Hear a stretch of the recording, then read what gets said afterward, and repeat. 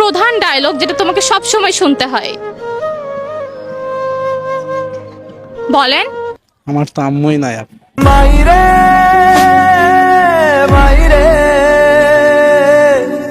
তেরে বিন মে আম্মুর একটা প্রধান ডায়লগ যেটা তোমাকে সব সময় শুনতে হয়।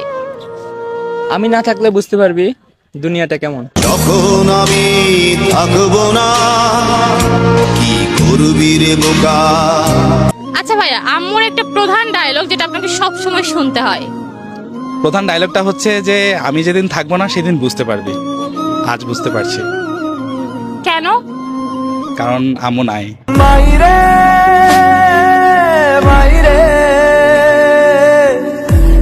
সো আপু, আম্মুর একটা প্রধান ডায়লগ যেটা তোমাকে প্রত্যেক দিন শুনতে হয়। এই যে খাবারগুলো খেলি কার পেটে গেল? মাই তেরি চুনরিয়া লহরাই। আম্মুর একটা প্রধান ডায়লগ যেটা 3 বেলায় তোমাকে শুনতে হয়। ফোনটাই খায় নে তুই।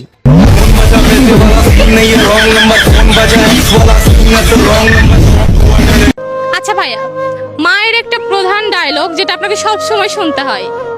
মেয়েদের সাথে কথা বলা বাদ দে।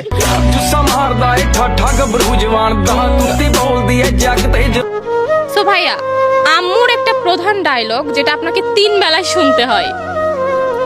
আম্মু বলে ফোন ছাড়া কি আর কিছু নাই, ভবিষ্যতে তো ভ্যান চালাই খাইতে হবে। রিস্কা চালাই আমি অহনে রিস্কা চালাই না শহরে। আম্মুর একটা প্রধান ডায়লগ যেটা তোমাকে প্রত্যেক দিন শুনতে হয়। 3 বেলায় শুনতে হয়, বলে যে ফোনের ভিতরে ঢুকে যাও।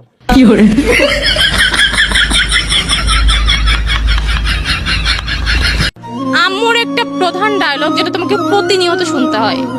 ফোনটাকে একটু শান্তি দে।